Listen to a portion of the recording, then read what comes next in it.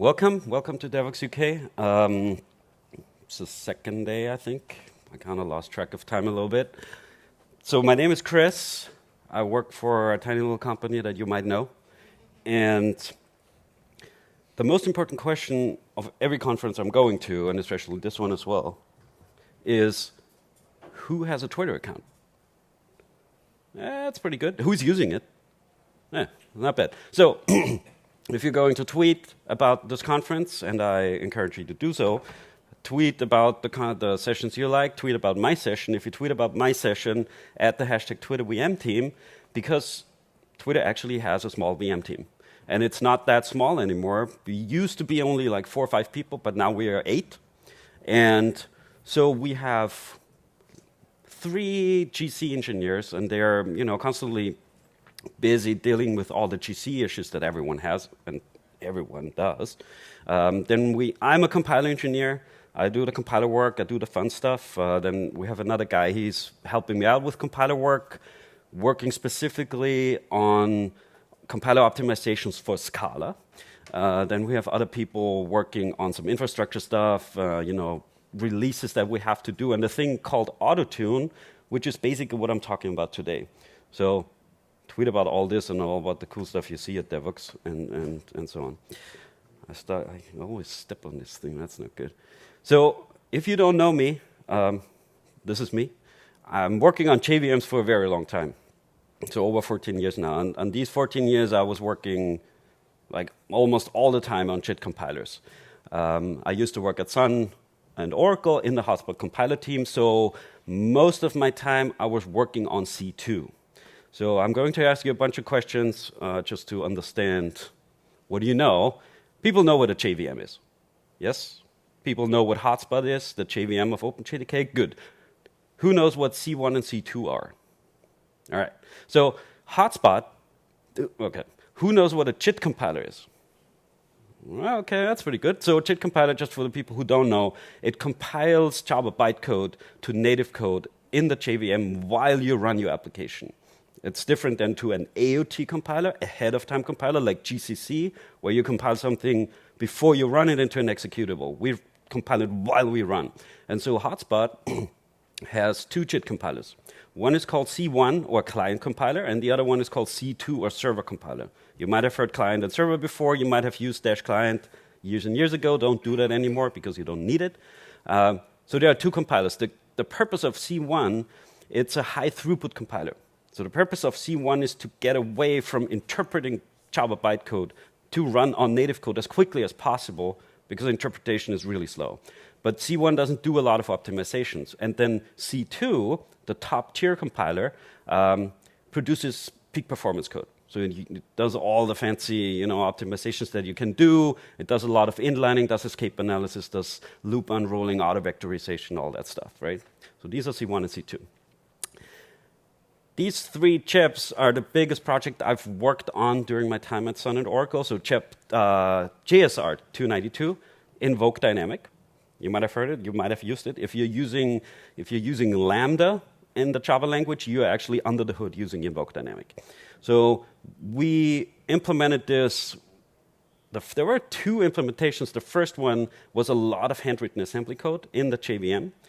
It was a major pain in the ass. It was very hard to maintain, and we had to port it to all the architectures that we supported. And then it turned out, it worked all right, but then it turned out we had like a performance issue. Like we hit a performance cliff where we couldn't, get any better. So we decided to redesign it and rewrite a lot of the code and moved all of the handwritten assembly code into Java, into a package called Java Lang Invoke. And a lot of that Java code I wrote. So if it doesn't work, you could technically blame me. But I always say my code was perfectly fine, and people who touched it after me, they broke it. JEP 243 is Java level JVM compiler interface, also called JVM CI. It's basically, okay, next question. Do people know what Graal is? Not Graal VM. Hands come down. That's what I thought. So Graal VM, yesterday they released their enterprise edition. They have a big booth down there. If you're interested, go there and check it out. So Graal VM is an umbrella term for basically 3 different technologies. Number 1 is Graal, the JIT compiler. It had the name Graal for a very, very long time. So when I say Graal, I always mean the JIT compiler. Then there's Truffle, which is a framework to implement language runtimes, and Substrate VM, which you might know under the name of Native Image, which is the AOT compilation framework. So we took the interface, since Graal is written in Java, we took the interface that Graal was using to talk to Hotspot and extracted it and made a chip out of it. Put it in a module in JDK 9, and so we have now an interface in OpenJDK since 9 where you can plug in an external JIT compiler. So 9, 10, 11, 12, 13, you can just build a Graal from GitHub and plug it in on the side. It's not an official API, but it's stable-ish, so it doesn't change too much. Then CHEP 295 is ahead of time compilation. That's different than native image. This is also something we did in JDK 9. And for 295, we did 243 because we needed it.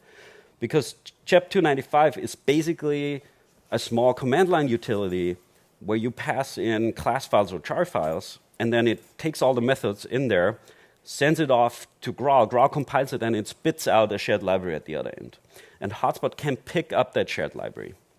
It can help. We mainly did this for startup performance reasons, so it can improve startup. It's a little tricky to actually make it work, because the difference between this one and, let's say, native image is this one actually is Java, while Substrate VM and native image is not Java. It's a subset of Java, right? And all these dynamic features of Java makes it very, very difficult to ahead of time compile something. And now I work at Twitter. Best company on the planet. And it looks like this. That's the Twitter graph. That's all of our microservices that we have, or at least in 2016. So we have hundreds of these services, right? And we have thousands of instances of these services. And then on top of it, we run on heterogeneous hardware. I think everyone does. We own our own data centers, so we don't care about this. We own our own hardware, so we know what hardware we have. You probably run in the cloud. You don't even know exactly what hardware you're running on. So one of the problems is, if performance tuning in general is hand tuning doesn't scale, right? Basically, performance tuning, everywhere I worked and where you work, probably it's the same. This is how it works.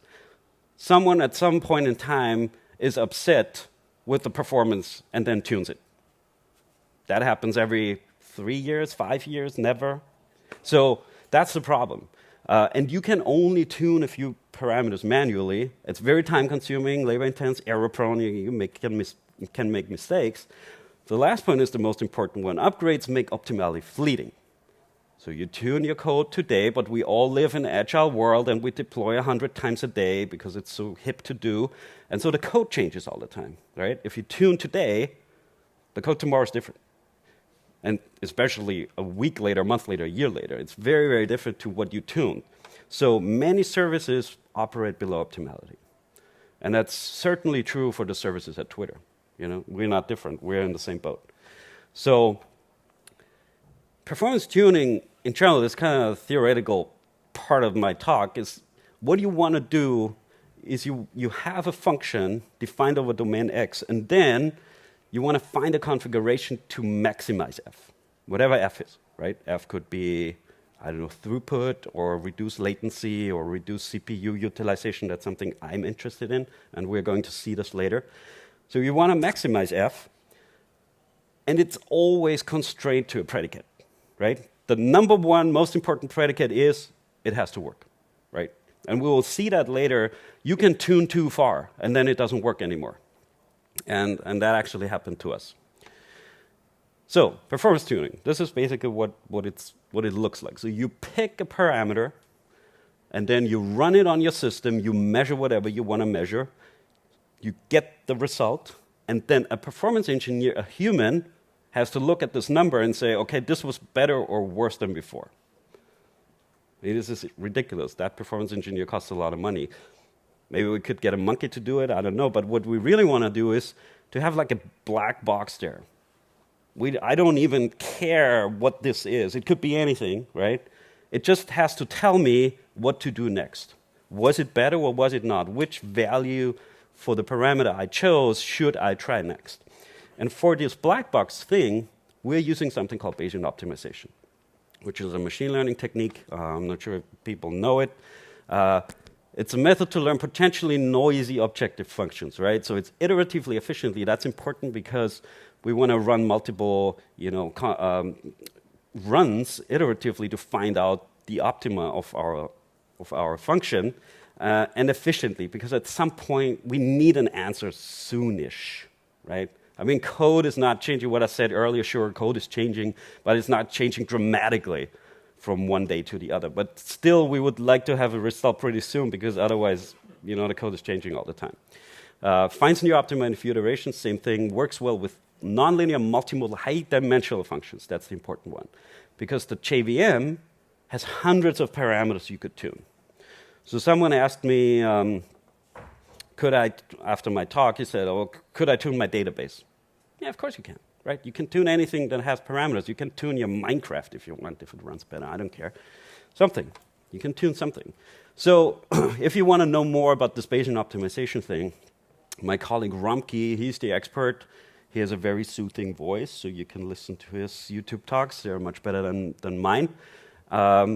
He did one at Devox a while ago, like 2 years ago.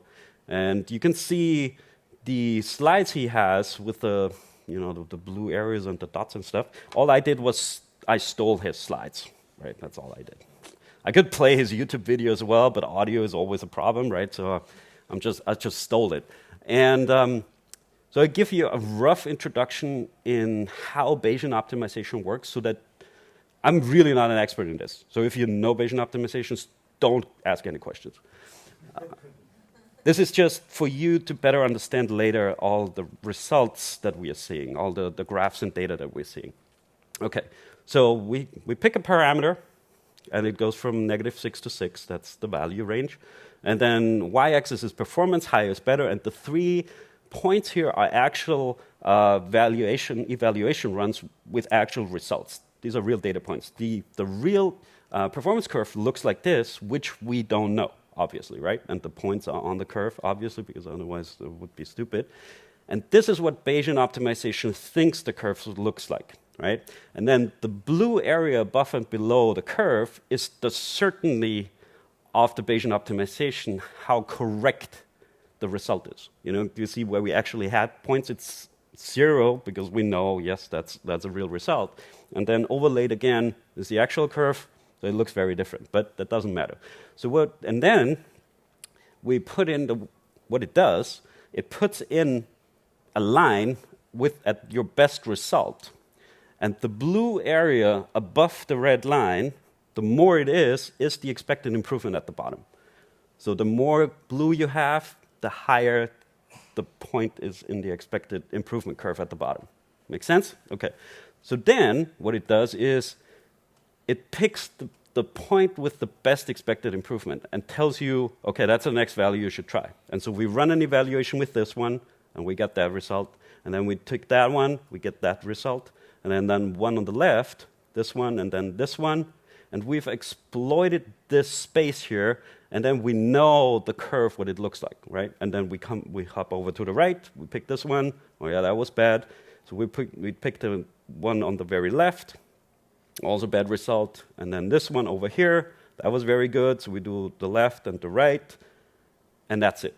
And that's how it finds, because we've exploited the whole space at the bottom, and that's the global optima.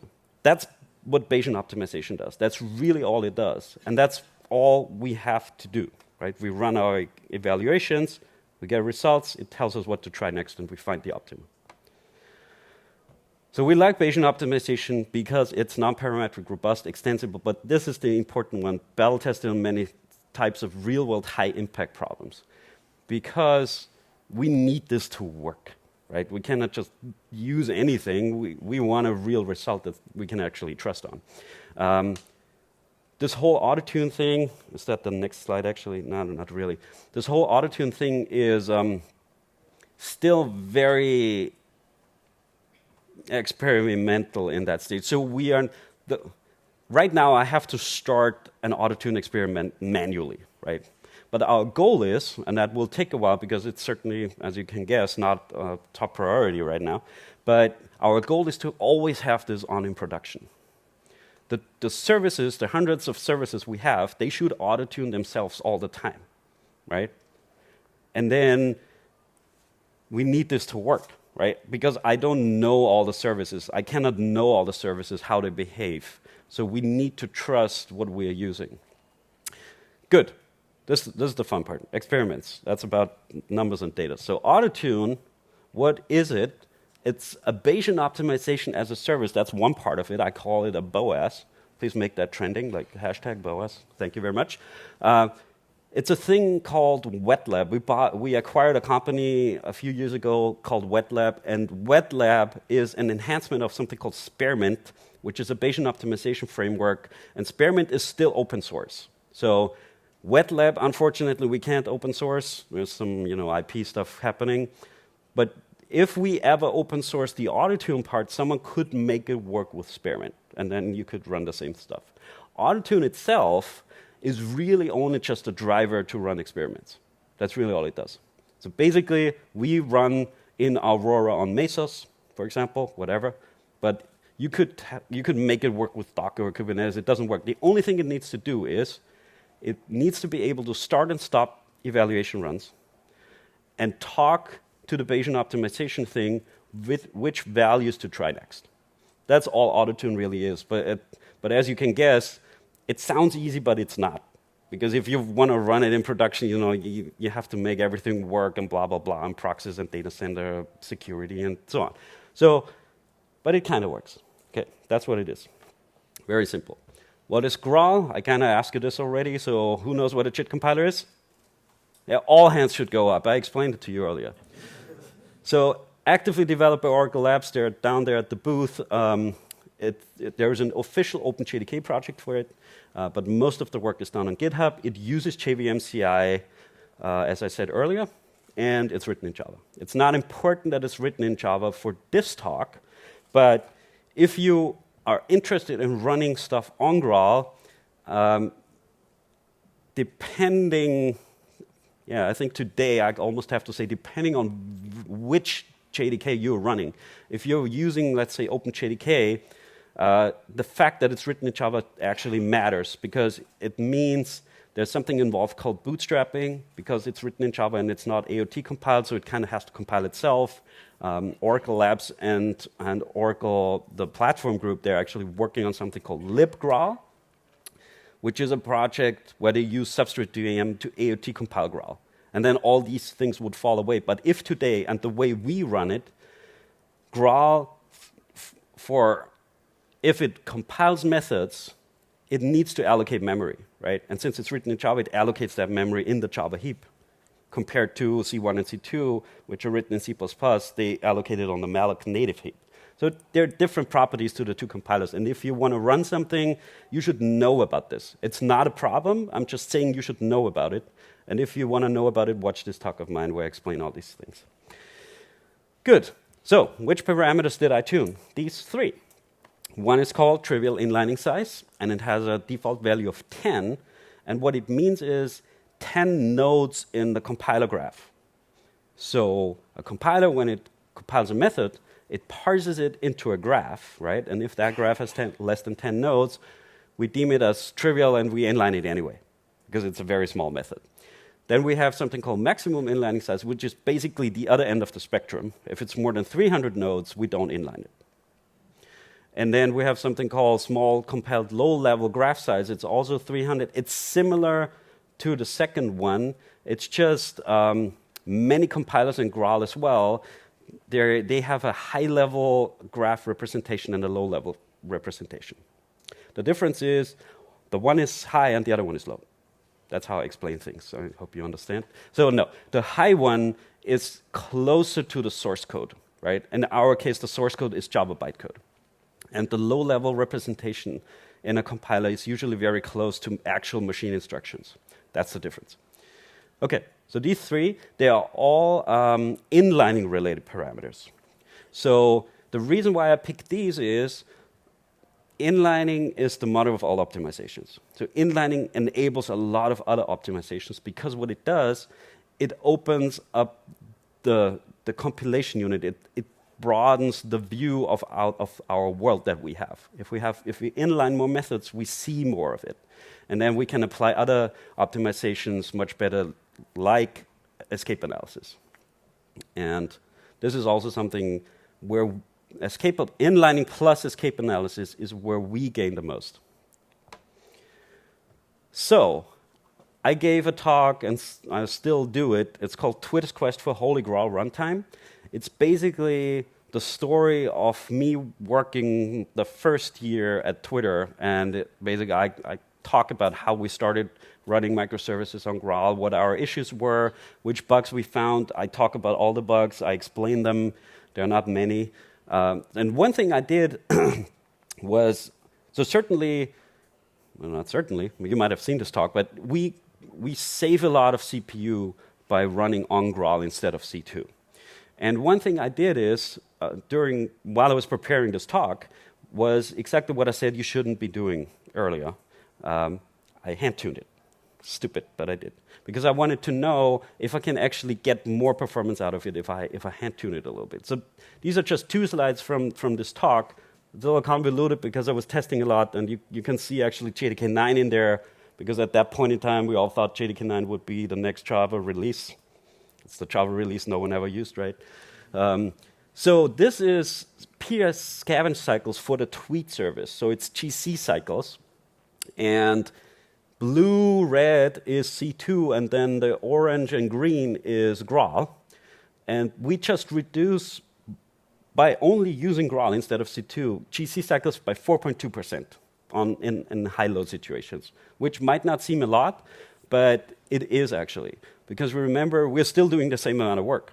We just have 4% less GC cycles, and GC cycles always affect your latencies. So the less GC cycles you have, the better. And by hand-tuning it for like 3 hours on a Friday afternoon, I could improve it by another 1.5%, which I thought, oh, that's pretty cool. And I did this. This is the same for user CPU time. By just running on Graal for the tweet service, we reduce user CPU time by 13%, which is a lot, right? And then by hand-tuning it, I could reduce it by another 2%. And I was very proud of this. I thought, that's nice. I'm a very smart person, which is not true, because Autotune, you will see, did a much better job than I did. But at least it proved that, yes, tuning for a particular service actually gives us better performance. So this is like a snippet of the configuration file, basically, that we use. And I gave it ranges, all the parameters that I tuned, I gave them ranges. You don't have to, right? You can say 1 to 1 million. Doesn't matter, because the Bayesian optimization will figure it out anyway. The reason why I did this is I needed the experiment to finish in a certain amount of time, because I needed to fit it on a slide. And I know the service very well, so that's the only reason why I gave it ranges. I ran these exact same experiment without ranges later, and we got the same result. But this is just for the purpose of the presentation, really. So test setup, I have one dedicated machine per instance / configuration. If you ever do performance measurements, you need dedicated machines, especially if you expect only improvements in the single-digit %, because the crosstalking and the noisiness of all the other things that run on your machine will completely destroy your results. I could never run this in the data center. We would not see the improvement. But if you want to do something like this, use dedicated machines. All instances receive the exact same request. That's very, very important. It's not only the same number of requests, it's the exact same request, because in the case of the tweet service, let's say, a tweet could be 1 character long or 280. And the memory allocation pattern for the two would be very different. So they all receive the exact same request. We run that JVM, say I version, that Graal version, doesn't matter. Default tiered C1 Graal setup. Do people know what tiered compilation is? All right, 2.5 people. Tiered compilation, I explained to you C1 and C2 earlier, so there are 2 compilers in Hotspot. And Hotspot, other JVMs do this too, by the way, so J9 does the same thing. Hotspot has 4 tier levels. Actually 5, but tier 0 is interpretation, so we don't really count them. But we have 4. 1, 2, 3 are all C1 levels. They're all compiled by C1. They're just different versions of the code depending on how much profiling information we collect. And then, so we start up interpreted, we compile with C1, then we run on C1 native code for a little bit, collect profiling information, and then after a while we use that collected data to recompile with C2 to get, the peak performance code. That's how it works. We go through the tiers. And in a setup where you enable Graal with Hotspot, basically what happens is you just replace C2 with Graal. You still run interpreted and C1, and then you recompile with Graal. Good. Experiment 1, tweet service. Good. The tweet service, my favorite service, is a Finagle thrift service. Finagle is one of the frameworks that we open sourced. So we have like this huge thingy on GitHub where a lot of our open source stuff is. So if you want to get some of this, go there. So Finagle is an extensible RPC system for the JVM used to construct high concurrency servers. I have no idea what it is. I really don't. But it's written, the important part is the bottom left, it's written in Scala code, 92% in Scala. And let me tell you this right now already, that Graal does a very, very good job in optimizing Scala code. We'll see that. And you already saw it with the 13% of improvement, right? So we need an objective, right? We've heard about this earlier. We want to maximize F. That's the objective. So as you can see, at the end, it says something about user CPU time, right? We want to reduce user CPU time. That's our goal. And since Bayesian optimization looks for maxima, and we all know math because we are super smart and scientists, we do 1 divided by. It's amazing. Huh? And then we need constraints, as I said.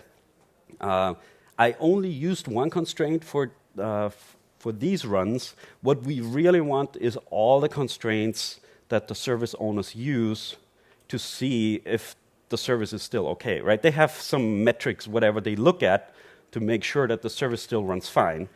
We should be using all of these metrics, but there were too many and I didn't have time to do it. So basically, the only thing I'm looking for is for something called throttled. So if we get throttled in Mesos, that means we did something wrong and we're using too much CPU and blah, blah, blah. And so they kick us out. But that's the only one I'm looking for. Good. This is 24 hours of tweets. It's requests per second. As you can see, the blue is experiment and the orange is control. And they're the same because they received the same requests. And you can see the slices.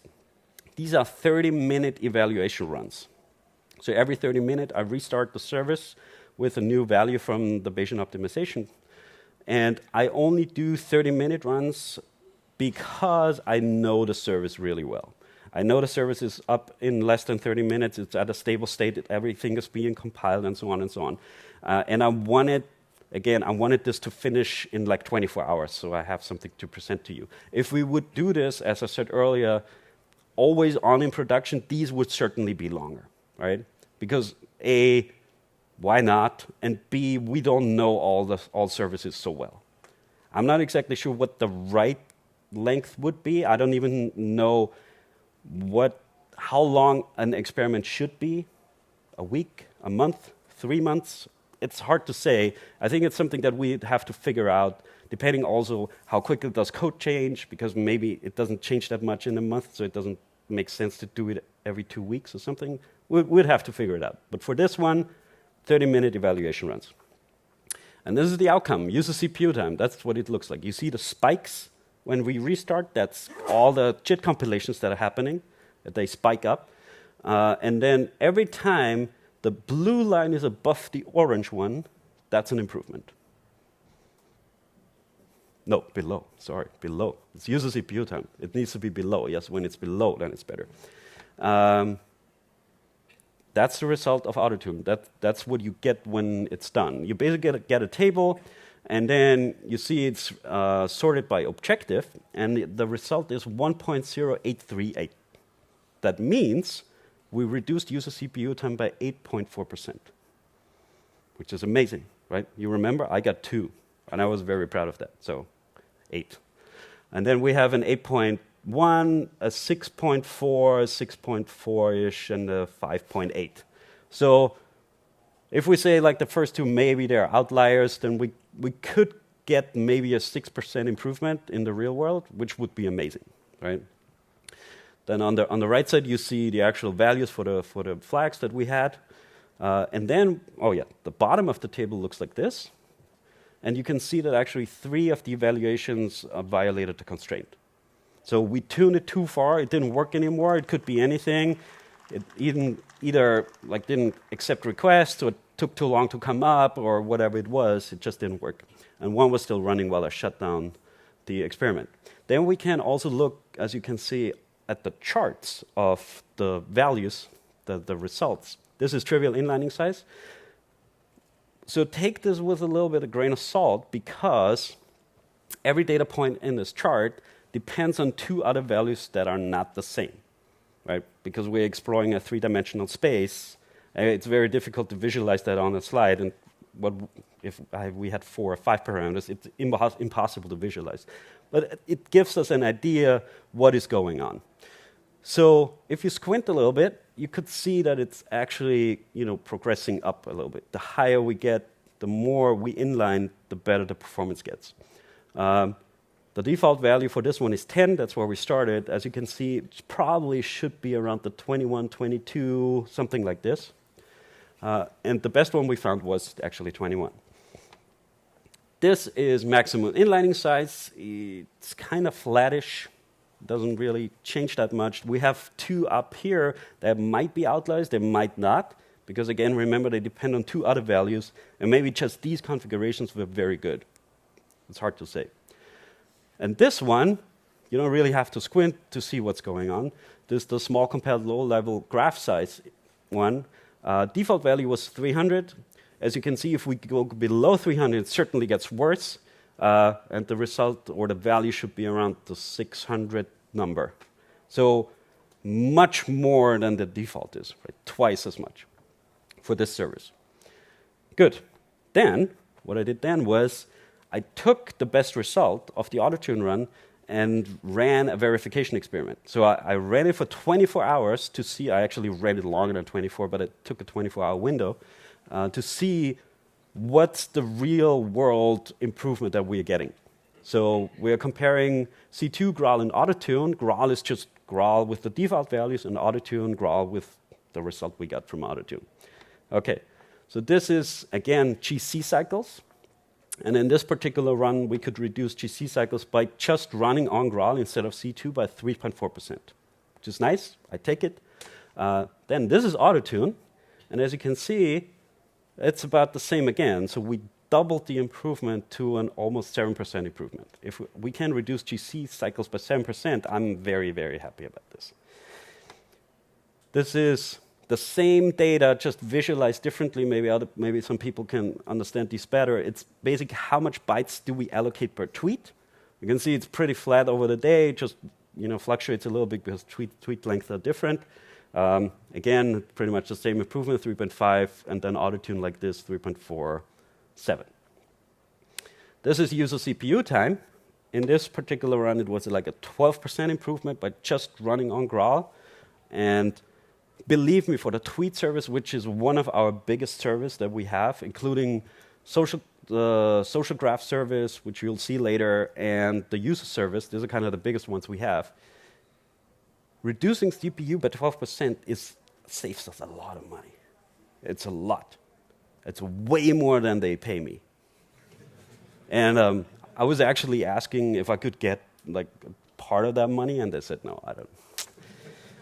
So 12%, and then we auto-tune it, and it looks like this, and that's another 6.2, so up to a total of 18%. That means the number of tweets that we have to process every day, we can still do that with 18% less of the machines, which is ridiculous, right? So that's a lot. And yes, latency. So I looked at latency for the tweet service. I looked at P99 latencies, only 2 nines, because if you look at 3 or 4 nines, the only thing you're looking at is your longest GC. So that doesn't help you anything. Two nines kind of reflects what the real world looks like. So you can see that Graal certainly also produces better latency times. This is very important because we reduce user CPU time, but at the same time improve latencies. It's better. It's hard to tell how much exactly it is. This is Autotune. You can also see that it's better than Graal, but again, very hard to tell. So basically what I did was I integrated over the 24 hours, and then we can certainly see what the improvements are. So by just running on Graal, we reduce P99 latencies by 20%. It's ridiculous, 20. And then we auto-tune it, it's another 8, up to a total of 28%. What that means is, and we actually run this service, the tweet service, with auto-tune results. If you scroll on Twitter, you get your tweets 28% faster. If you scroll very fast, you could read 28% more tweets. That would be nice if you would do that, because that gets the stock price up, and then I get rich. That's all that matters. So experiment number 2, I did the same thing as I did for the tweet service with the service called Social Graph. And the Social Graph is also a finagle thrift service, so it's basically the stack at the bottom is the same, it's just the logic on top is different. So we run Netty, and then the finagle stuff, and then on top the actual service. And Social Graph is an abstraction for managing many-to-many relationships at Twitter. It's basically who follows you and who you follow, so that type of thing. Good. Same objective. We want to reduce CPU time.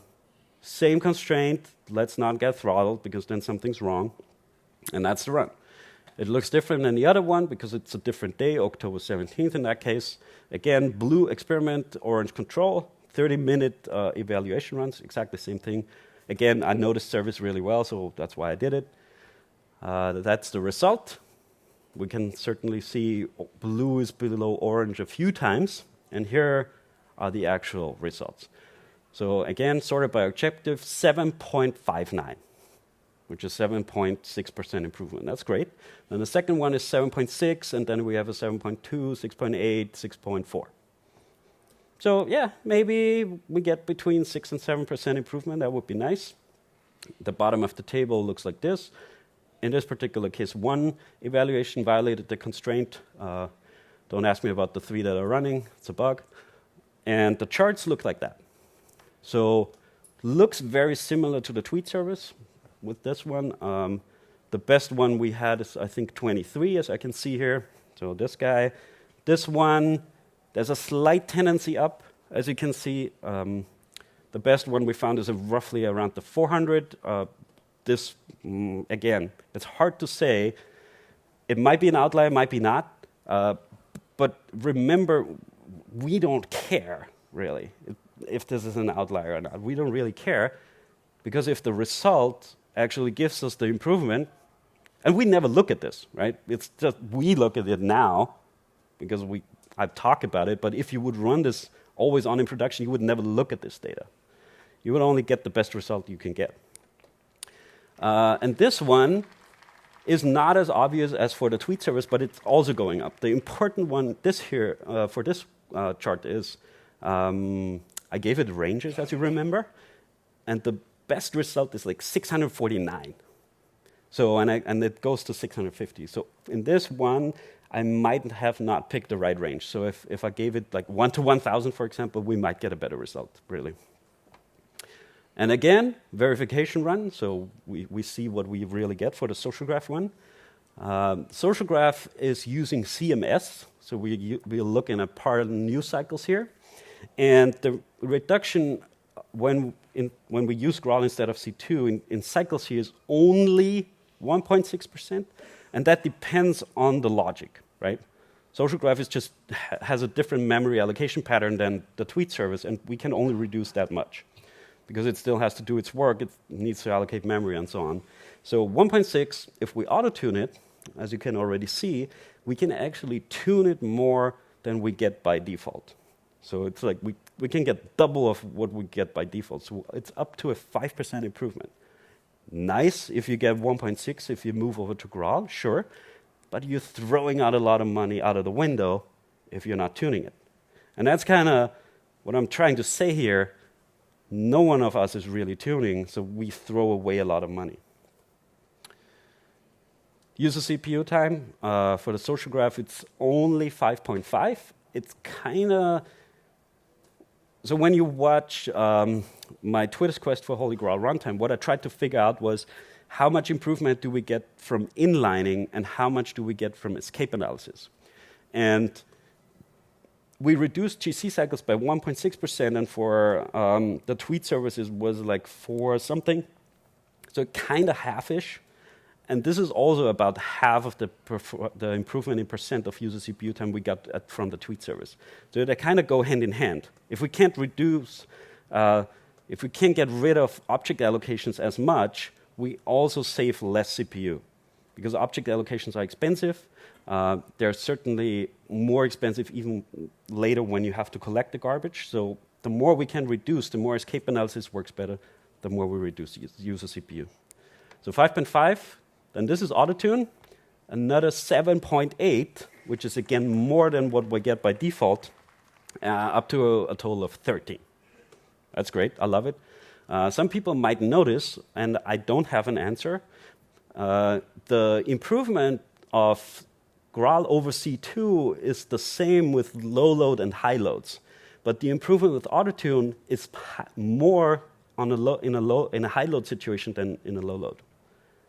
I don't know yet why. I didn't have time to look at this, but this is certainly interesting and should not happen, to be honest. Questions? There should be, everyone should have this question. Was it your question? No, it was not your question. You should have this question, right? So I'm coming up here and telling you, oh, Graal is so great, but did you try this with C2? Well, yeah, of course I did. I mean, I could not come up here and have not done this. It would be stupid. So, of course, I did. Because I wanted to see how much can we tune C2, how well does Autotune work with other compilers, and so on. So I picked these 3 parameters, which are roughly the same than the ones I picked for Graal. There's one called max inline level, and Graal doesn't have that. So max inline level is basically how deep inlining goes, how many call levels you go down until you stop. So C2, it's 9. It's not a lot, because everyone these days is using a trillion of frameworks, right? Framework A calls B, C, C, D, D. You never get to the point where your actual logic is. It stops inlining at 9. That's it. We picked 9 many, many, many years ago, probably 10 or 15 years ago. It's certainly not enough today anymore, but, you know, it's Oracle. Max inline size, 35. We have the same flag in Graal as well. The only difference is 35 here means bytecode size. So it's not nodes in the graph, it's actual bytecode size. If you ever added assert statements to a small method in your code, and then suddenly your performance went to shit, it's because of this guy. Because assert statements show up in bytecode, and C2 doesn't discount for them. Which we never fixed, I'm very sorry about it, use Graal. Inline small code is a very odd thing. I mean, I cannot kind of understand why they did this. It's 2,000 of native code size. So basically, the reasoning behind it is, if you compile a method, if you already have it compiled, and it's bigger than 2,000 bytes, and you want to inline it, you don't because it's big. Yeah, I can kind of understand it, but inlining, what inlining does, it doesn't say that it's that big then, because inlining you can collapse a lot of stuff, right? That's what inlining is for. We could maybe reduce a lot of memory allocations if we would inline it. It's hard to tell. So this one's a little odd, but I tuned it. All right. So again, I gave it some ranges for the same reason as I said earlier, and I used the tweet service. And yeah, there's not much to say. This is just C2, right? 30-minute evaluation run, same thing. You've seen it before. That's the result. Certainly improvements, also sometimes way worse. And here's the outcome. So the top one we have is 5.1%. And then we have a 3.8, a 3.5, and a 3.3. So I would guess with what we've seen earlier with the results we got when we actually were running it then, that the 5 is probably an outlier, and we might get a 3.5-ish improvement, something like this, I would guess. This is the bottom of the table. No constraint violated in this case. It was interesting to me. And then the charts, they look like that. You don't even have to squint to see what's going on. That's the max inline level I was talking about. The default is 9, okay? It should be 17 or 18. That's what it should be for this particular service. And I'm arguing that it should actually be that value for every code out there, because code changed a lot over the last 10 years. Like, it's way more code. We call way more different stuff, abstractions, and So that's that one. That's the max inline size. It's completely flat. Doesn't make any difference. That surprised me, to be honest. We have this one that's a little out there, but again, depends on 2 other values, so maybe it's true. And inline small code looks like that, also completely flat. That didn't surprise me too much, but it was interesting to see what's going on here. I did not run a verification experiment for this guy, but let's say we're nice to C2 and we get a 4% improvement, which is still cool. Autotune, and this talk, remember, is about Autotune. Autotune did its job, right? It tuned a compiler that's been around for 15, 20 years, been optimized the shit out of it. We could still get more, we got more out of it, which is great. But compared to what we can do with Graal, it's really not a lot, right? Because it's 4% compared to, what was it, like 18? Yeah. So the summary of my talk is the summary that I do for all of my talks. It's just that. And the reason is all of the talks I give, and I don't get any money from Oracle. Hint, hint. I've asked a bunch of times, but they're not. Every time I meet Eric, I don't know if you saw Eric's talk yesterday. Every time I see him, I ask if he has my suitcases with the money, but he never does. The reason why I'm giving all these presentations is I want you to try Graal. And there are a bunch of reasons why I want you to try it. So number one, you've seen that we save a lot of money by doing it. Yes, sure, our company at scale, we have certainly probably more machines than you do, unless you work for Microsoft or Google. But even if your company is smaller, the expense you have for your compute is a fraction of your revenue to some degree, right? So if you can reduce, I don't know, if you spend $30,000 a year for compute and you can save $1,000 of that, that's an amazing Christmas party, really, right? So I'm a very nice person. I want you to save money too. That's one of the reasons. But the most important reason is I want you to find bugs, right? So Oracle Labs, they have their own whatever test suite and benchmarks they run all the time, but you can only run SpecGBB so many times. You're not going to find another bug.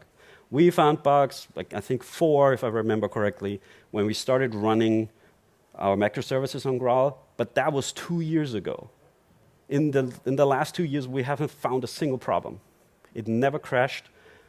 The tweet service that you've seen, the social graph service, and the user service, plus 20 others that are not as big, are running 100% on Graal in production for about 2 years now.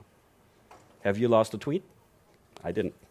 You wouldn't know if you would, but no, you didn't. So it's very stable. But what we really want is we need these edge cases. We need to throw different code at the compiler to make it a mature compiler. And so I'm asking you that you run your shitty production code on Graal. That would be nice. Because it's that old code that has weird shapes where we find all these issues, right? And I'm sure you all run on JDK 11 in production. Very good, because then you just have to turn this on. I know you don't, and we also don't. We are still on 8. So there are different things you could do. I'm sure you cannot just turn it on in production. That would be a little much to ask. But you probably have a staging environment or like where you run experiments or figure out if the code works or not. Try it there, maybe. See what it does. There's certainly you can download Graal VM from Oracle Labs. Download the Community Edition. I mean, you can download the Enterprise Edition too. But then if you use it in production, you have to pay for it. Remember this. I'm not saying don't do it. If you want to do this, great. Enterprise Edition actually will give you more improvement than Community, but you have to pay for it. And I don't want Oracle to sue you. That's why I'm saying this. So do that. let me know if it works. If it works better, great. Tweet about it. That would be nice. If it crashes, that would be the best. Because that means you found a bug, right? And we don't find the bug. Because if we find the bug and Twitter is down, I'm in hell. So please find a bug for me, so my life is good. And if it runs slower, whatever it is, please let us know as well. Right? If we don't know about the code shape that doesn't work as well as with C2, we cannot optimize for it. It might be difficult to extract the test case from your proprietary code, but if you can, that would be amazing. We just want to improve the compiler because you've seen it's a basis for a lot more optimizations that we can do. And I was, at the very beginning of my talk, I mentioned my colleague Flavio, who wrote Scala-specific optimizations for Graal. Two of them are already upstreamed. The results he gets, let me say this, my time's up, I know, but let me say this also. I used to work at Sun and Oracle on C2, and not a single day or a single hour or a single minute we optimized for anything other than Java. Never. So if you're running any other code on the JVM, Scala, Kotlin, Clojure, whatever, we never optimized for this. That's why we see these improvements with Graal. And the optimizations that my colleague does, the numbers he is telling me, I cannot believe them. Right? They're outrageously good. So please, pretty please, give it a try. Let us know how it works. A tweet is enough. And that's all I had, really. Okay, thank you very much.